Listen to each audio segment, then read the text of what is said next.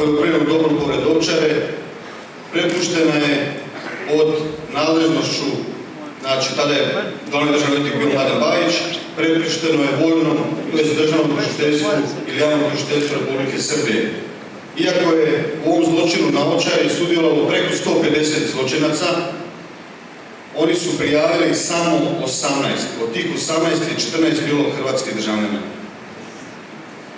Na kraju je postupanjski osuđeno samo 13, međutim te sve presude su na njihovom Vrhovnom sudu pale zbog procesnih ili proceduralnih pogrešaka koje se nažalost više neće ponoviti i po svim naznakama vjerovatnost je velika da nikad neće doći do osuđujuće presude.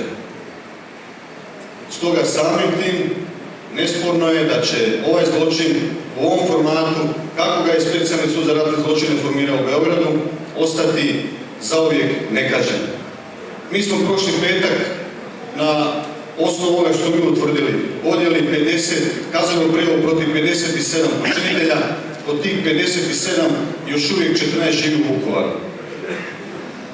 Neki imaju mirovine, neki imaju socijalnu pomoć, slobodno žive, bave se OPG-om, rade u UPIK-u, rade na poljoprivrednim dobrima, slobodno žive, imaju svoje obitelji, imaju djecu, slave rođendane, proslave ili kako oni to zovu, slave.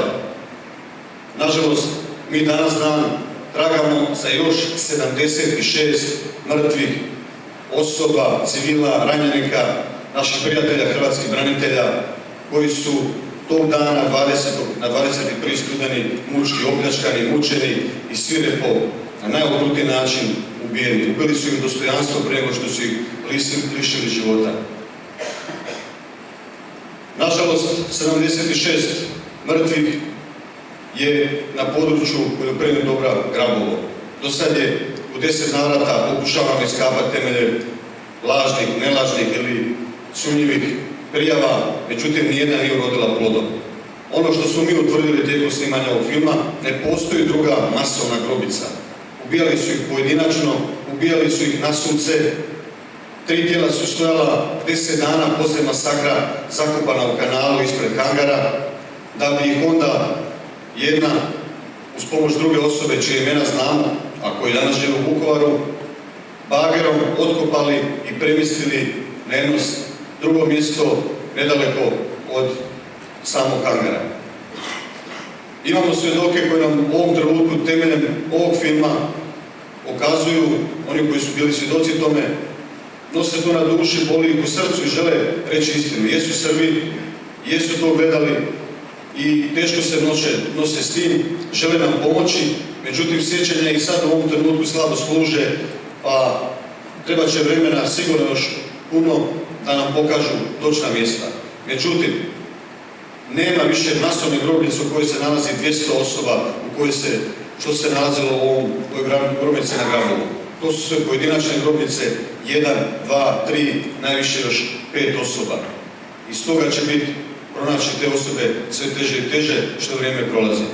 Međutim, ono što moram reći, temeljem obdukcijskog nalaza kojeg je radio Vojno-medicinski centar u Beogradu relativno objektivno, a kasnije je to isto radio i američki patolog dr. Snow, utvrđeno je da je na 200 osoba koji su pronađene na Grabovu, njih 33 ubijeno metkom u čelo, u potiljak. 4 je zaklano hladnim oružjem ili nožem, 2 su ubijena tupim udarcima, najvjerojatnije ovakvim predmetima kao što vidimo u filmu, a ostali su streljani iz automatskog naoružanja i malokalibarskih pušaka sa najmanje 47 vrsta vatrenih oružja. Ponavljam, sudili su samo 18 polici, od kojih su 4 oslobodili. Pitam vas, gdje su ostali koji su povlačili po barač ostalog vatrenog oružja? To su, prijatelji, pitanja koja će vjerojatno odgovor stići nikad. Međutim, ono što je bitno što smo ovim filmom dobili, za koje nam država nije dala ni kunu, što smo financirali isključivo svojim sredstvima i pomoćima i donacijama, pokazat će jednu sasvim drugu pravu istinu.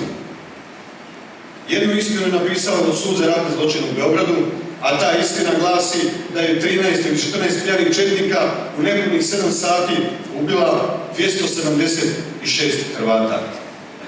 Najmlađa žrtva, kao što je čuli, imala je 15 godina, najstarija 84 godine. Kakav je to branitelj mogao biti sa 84 godine? Najsvirepiji način ubijanja je ubijanje Ružice Markobašić, 33 godine života u 7. mjesecu trudnoće. Prvo su se na njom iživljavali, pokušali je silovati, mučili, radili ružne stvari i na kraju su ubili u ženi dostojanstvo. Ubili su 2 života. Ona je bila u 7. mjesecu trudnoće. I ovaj zločin je ostao nekažnjen. Ovaj zločin je Mladen Bajić i samo njemu poznatih razloga, mimo odluke Sabora, mimo odluke Vlade, prepustio da sudi sud u Beogradu. Da povijest smrti ovih naših prijatelja, pokojnih, piše specijalni sud za ratne zločine u Beogradu. Zašto nismo koristili puno materijala? Nema. Sve što nosi naziv OV, ne Ovčara, nego OV, srpske tajne službe su uništile 1991. godine, 21. studenog. Da li ste vidjeli neka se spominje Arkan u optužnicama ili njegovi vojnici? Niste. Šef žandarmerije danas u Beogradu je Major Tešić, jedan od izvršitelja ovog zločina. Njegov zamjenik je zamjenik Arkana, koji je bio u Vukovaru i koji je ubio našeg prijatelja, policajca Milana Gređu, kojeg danas nam tražimo. To su samo neke činjenice koje smo otkrili, a ima toga još puno. Najbitnije u ovom trenutku to da smo spriječili da se ona lažna istina koju su oni pokušali prikazati kao stvarnom istinom, a to je opet ponavljam da je 13 pijanih četnika ubilo u 7 sati 276 ljudi, što je nemoguće da to bude istina. Nije, prijatelji, to istina.